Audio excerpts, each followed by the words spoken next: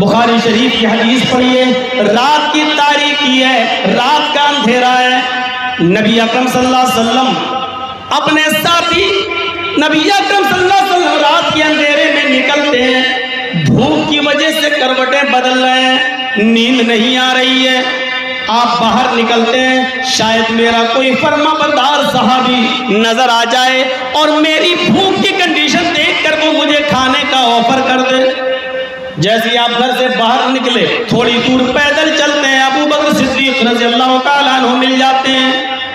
اللہ کے نبی نے پوچھا، اے ابو بکر تم کیسے نکلے؟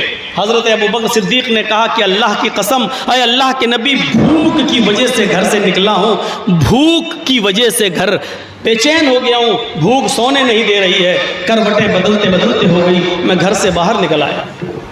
آپ نے کہا ابو بکر مجھے بھی بھوک نے نڈھال کر دیا ہے، چلو آگے بڑھتے ہیں۔ تھوڑی دور اور گئے، سوچ رہے تھے کہ کوئی صحابی ملے جو کھانا کھلا دے، لیکن ایک اور بھوکا نظر آ گیا۔ اب حضرت عمر فاروق نظر آئے، آئے عمر تم کیسے نکلے؟ جواب دیا بھوک نے مجبور کر دیا گھر سے نکلنے کے لیے۔ اللہ کے نبی نے فرمایا مجھے اور ابو بکر کو بھی بھوک نے مجبور کر دیا، چلو ایک صحابی کے گھر چلتے ہیں، وہ ہمارے تعلقات میں ہے۔ اور یہ تینوں لوگ، اللہ کے رسول، ابو بکر صدیق، عمر فاروق، یہ تینوں لوگ ابو الحیثم الانصاری رضی اللہ تعالیٰ عنہ کے مکان پر جاتے ہیں، دستک دیتے ہیں۔ انہوں نے دروازہ کھولا، رات کے اندھیرے میں دروازہ کھولتے ہی سامنے اللہ کے نبی اور دونوں صحابہ پر نظر پڑتی ہے، مبارکباد پیش کرتے ہیں، کتنے اچھے مہمان ہمارے گھر پہ تشریف لائے، آئیے مرحبا گھر میں تشریف لائیے۔ رات کے 2 بجے اگر جرجیت صاحب 2 آدمیوں کو لے کے آپ کے گھر پہنچ جائیں تو کیا گزرے گی؟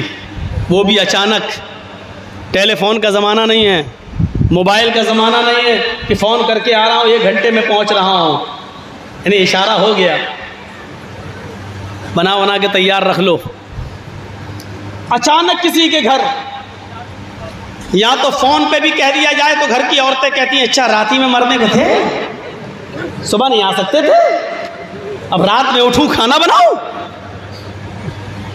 اچانک رات میں اور گھر سے آواز آتی ہے ابو الحیثم الانصاری کی، کتنے اچھے مہمان ہمارے گھر میں تشریف لائے، آئیے۔ بتایا ایسا معاملہ ہے، کہا بیٹھیے، کھجور رکھے تھے، کہا یہ کھائیے، تب تک میں بکری ذبح کرتا ہوں۔ اندر گھس گئے اور ایک دودھ دینے والی بکری پکڑی اور اس کو ذبح کرنے لگے۔ اللہ کے نبی نے روک دیا کہ اے ابو الحیثم، نہیں، اس دودھ دینے والی بکری کو ذبح مت کرو، تمہارا بچہ اسی بکری کا دودھ پیتا ہے۔ محمد رسول اللہ یہ پسند نہیں کرتے کہ ان کا پیٹ بھر جائے اور پھر اس بچے کو بکری ذبح ہو جانے کی وجہ سے دودھ نہ مل سکے، نہیں، میں یہ پسند نہیں کرتا، اس دودھ دینے والی بکری کو تم ذبح نہیں کرو گے۔ انہوں نے کہا اللہ کے رسول میرے پاس 1 سال کا بچہ بھی ہے۔ وہ جلدی سے گئے اور بکری کے 1 سال کے بچے کو نکالا اور اس کو ذبح کر دیا۔ تھوڑی دیر کے بعد کھال اتار دی، گوشت کی بوٹیاں بنا دی، کھانا ہانڈی پہ رکھ دیا گیا، بیویاں آٹا گوندنے بیٹھ گئی۔ تھوڑی دیر کے بعد کھانا آ جاتا ہے، دسترخوان رکھا جاتا ہے، ابو بکر بیٹھے ہیں، عمر بیٹھے ہیں، اللہ کے نبی بیٹھے ہیں، کھانے کی بکرے کے گوشت کی نعمتیں آپ کے سامنے موجود ہیں، پراٹھا موجود ہے، گوشت موجود ہے۔ ان نعمتوں کو دیکھتے ہی محمد رسول اللہ کی آنکھوں میں آنسو آ جاتے ہیں اور فرماتے ہیں ابو الحیثم لا تسألن عن هذا النعیم، قیامت کے دن ان نعمتوں کے بارے میں اللہ پوچھے گا، سوال کیا جائے گا۔ ان نعمتوں کو کھانے کے بعد اگر شکریہ ادا نہ کیا، اللہ کی حمد و ثنا بیان نہ کی، اللہ کا شکر ادا نہ کیا، یہ نعمتیں کھانے کے بعد یاد رکھنا، تم پوچھے جاؤ گے، سوال کیے جاؤ گے کہ اللہ نے یہ نعمتیں دی، تم نے اس کا شکر ادا کیا یا نہیں۔ ایک وقت کی غذا، ایک وقت کا کھانا بھی اللہ رب العالمین کی بہت بڑی نعمت ہے۔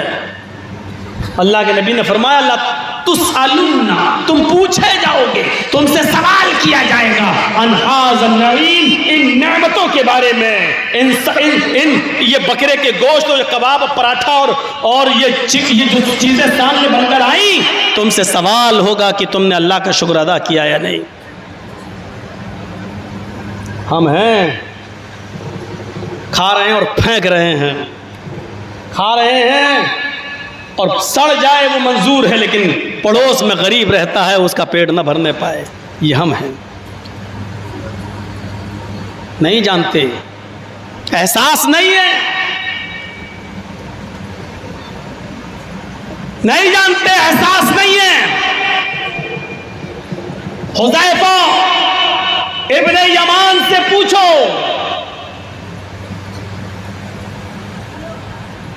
غور کرو،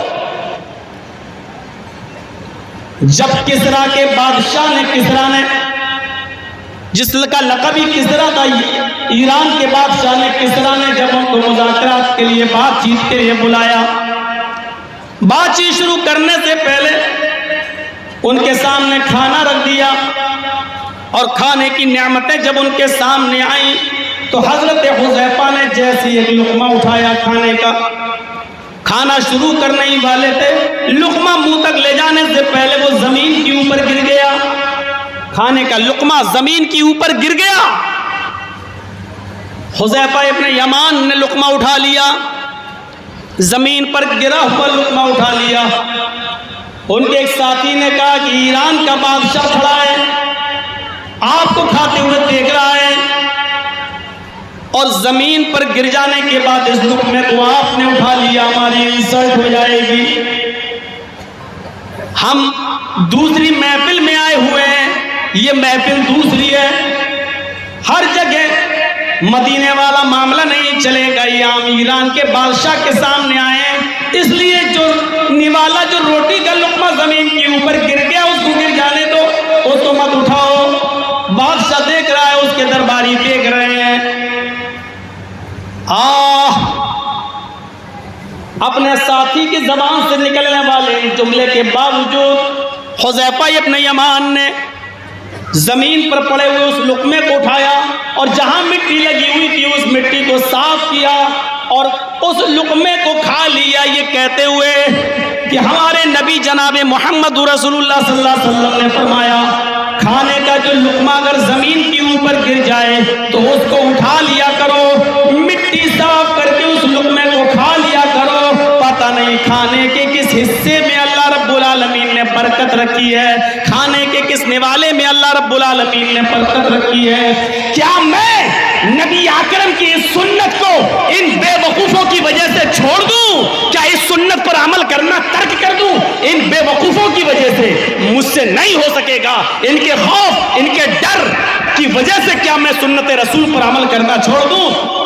ایمانداری کے ساتھ بتائیے گا کہ رسول اللہ کی اس سنت پر آج ہمارے علاقے کے غریب تک آج عمل نہیں کرتے ہیں، امیر کیا عمل کریں گے؟ پھر کہتے ہیں کہ مصیبتیں آ رہی ہیں، آج مسلمان ہر جگہ پریشان ہے۔ اپنے غریبانوں میں بھی تو جھانک کر دیکھو،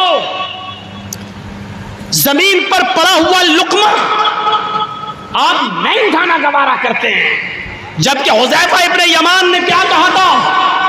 میں اٹھاؤں گا بھی، صاف بھی کروں گا اور کھاؤں گا بھی، اس لیے کہ ایسا کرنا میرے نبی جناب محمد رسول اللہ کی سنت ہے۔ کیا میں ان بے وقوفوں کے ڈر سے اس سنت پر عمل کرنا چھوڑ دوں؟